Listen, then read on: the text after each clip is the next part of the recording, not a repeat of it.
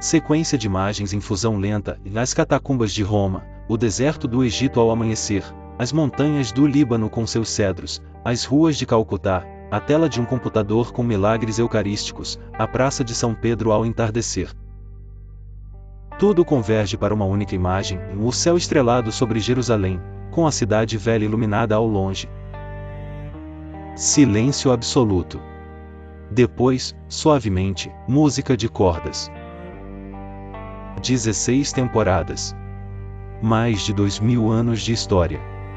Mártires e místicos, papas e camponeses, cientistas e contemplativos, adolescentes e anciãos. Todos eles apontavam para o mesmo horizonte. Todos eles viviam com os olhos voltados para algo que o presente não contém completamente. Todos eles aguardavam, e com a paciência dos que já sabem o fim da história, a cidade que não foi construída por mãos humanas. No último livro da Bíblia cristã, o Apocalipse de João, escrito no final do primeiro século em uma ilha grega chamada Patmos por um ancião que havia sobrevivido a décadas de perseguição e havia visto com seus próprios olhos a morte violenta de quase todos os que havia amado.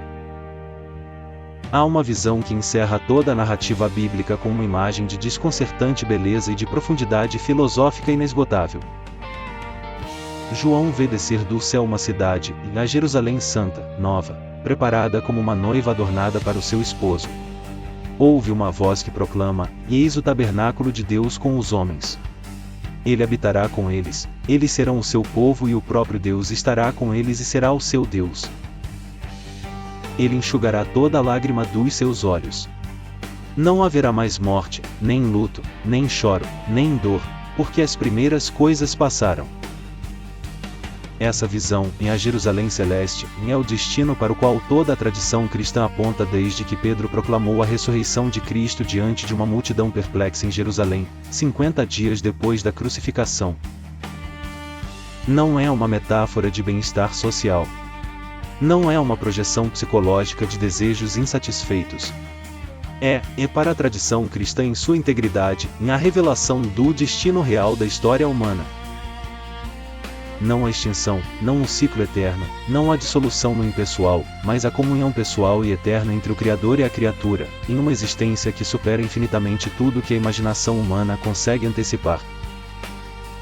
16 temporadas de histórias, de mártires que morreram cantando, de contemplativos que sangrava pelas mãos, de papas que suportaram a solidão da verdade impopular, de adolescentes que usavam um computador para anunciar milagres.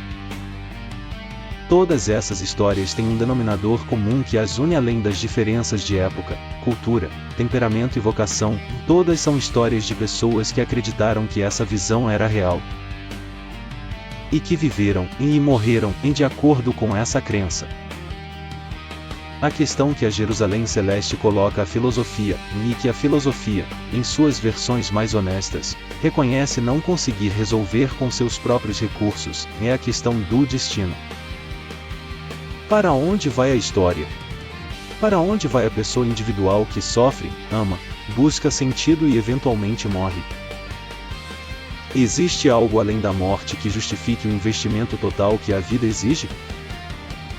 As tradições filosóficas ocidentais desenvolveram respostas diversas a essa questão, e vale a pena contemplá-las brevemente para compreender o que a resposta cristã tem de específico e de desafiador. O materialismo em suas várias formas, da versão antiga de Epicuro à versão contemporânea do naturalismo científico, responde que não existe nada além da morte, a consciência é um produto da atividade cerebral, o cérebro se decompõe, a consciência se extingue, e o universo continua indiferente.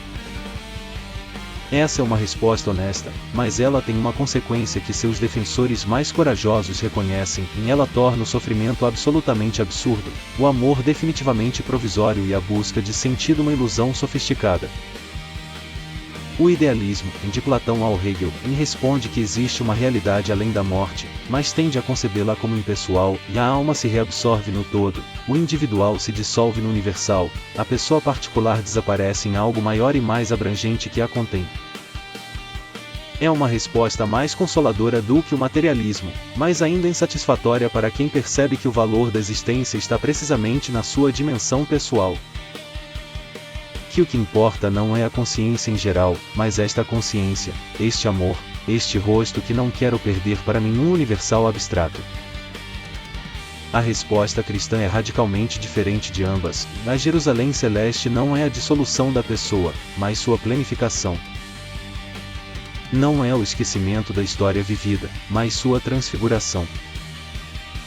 Não é a extinção da individualidade, mas o florescimento eterno de tudo que cada pessoa é em sua singularidade irrepetível, impurificada do mal, liberada da limitação, em comunhão plena com Deus e com todos os outros que amou.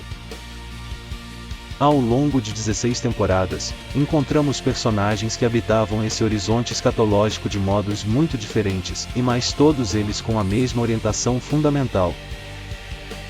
Os mártires das catacumbas morriam cantando porque a morte era, para eles, não o fim mas o início, e a porta estreita que abria para a vida que a liturgia chamava de vida eterna, vida eterna. Santo Estevão, o primeiro mártir, morreu com os olhos levantados vendo o Filho do Homem de pé à direita de Deus, uma visão que transformou a pedrada que o matava em um ato de passagem, não de extinção. Os contemplativos, e Charbel no silêncio de Anaia, Gema Galgani com suas mãos estigmatizadas, os monges do deserto que havíamos encontrado nas primeiras temporadas, viviam como se o véu entre o presente e a Jerusalém Celeste fosse fino o suficiente para ser tocado na oração. Não fugiam do mundo, e nele permaneciam e o serviam. Mas habitavam o mundo com uma leveza de quem sabe que não é esta a morada definitiva, que existe uma pátria mais real do que qualquer país terreno, e que toda a beleza do presente é apenas um prenúncio, e intenso, real, valioso em si mesmo, da beleza infinita que aguarda. Os santos sociais, Teresa de Calcutá pegando mãos de moribundos, José Moscati deixando dinheiro embaixo de travesseiros de pobres, Maria Goretti perdoando seu assassino, e serviam a humanidade sofrente porque viam nela o Cristo que havia dito: estava com fome e me destes de comer, estava nu e me vestistes, estava doente e me visitastes. Seu serviço era motivado não pela filantropia abstrata mas pela convicção de que cada pessoa humana, por mais destruída que parecesse, era um filho de Deus destinado à Jerusalém Celeste. E que essa destinação conferia a cada gesto de cuidado uma dimensão eterna que a mera eficiência social jamais poderia alcançar. Os intelectuais e pastores, em João 23 abrindo as janelas do Vaticano, Paulo VI suportando a solidão da verdade impopular, serviam a Igreja com a consciência de que a instituição não é um fim em si mesma, mas o corpo histórico de Cristo em peregrinação em direção ao seu destino. A Igreja militante, como a tradição a chama, que aguarda a Igreja triunfante da Jerusalém Celeste. A Jerusalém Celeste do Apocalipse é descrita com imagens de uma riqueza simbólica que desafia qualquer leitura puramente literal mas que também resiste a qualquer redução puramente alegórica. Suas paredes são de jaspe. Suas portas são de pérola, em 12 portas, cada uma pérola única.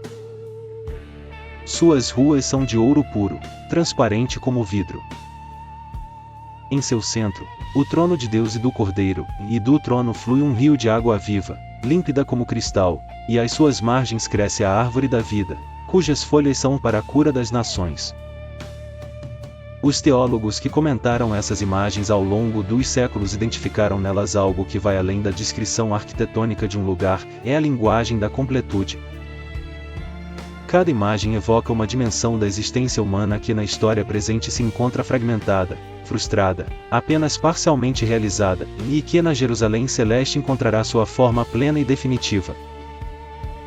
A árvore da vida, que havia aparecido pela primeira vez no Jardim do Éden e de cujo fruto a humanidade havia sido afastada após a queda, e reaparece aqui, acessível, dando fruto todos os meses, com folhas que curam.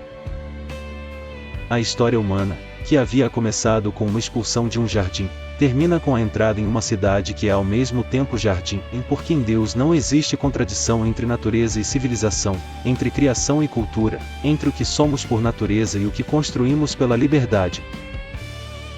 Não haverá mais noite ali, diz o texto. Em uma série intitulada Luz nas Trevas, na temporada 15 que culminou nesta temporada 16, essa frase ressoa com uma força particular. Todas as histórias que contamos foram histórias de luz que brilhava nas trevas, a luz do mártir que cantava enquanto os leões avançavam, a luz do monge que iluminava o cemitério após a morte, a luz de uma menina que perdoava o próprio assassino, a luz de um adolescente que usava a internet para apontar para o eterno. Trevas diferentes, luzes diferentes, e mais todas provenientes da mesma fonte, e todas apontando para o mesmo destino, o lugar onde não haverá mais noite.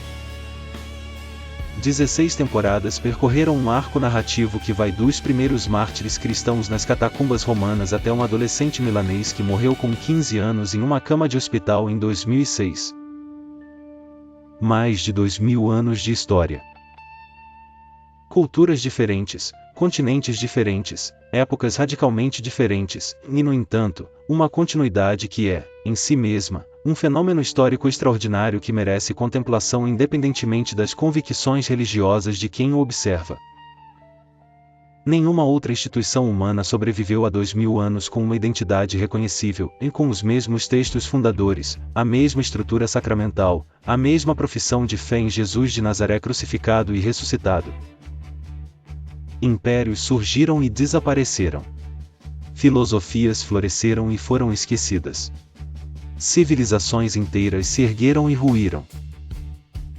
A Igreja sobreviveu, e não sem crises, não sem pecados, não sem momentos de vergonha que seus próprios membros reconhecem com honestidade dolorosa, e mais sobreviveu.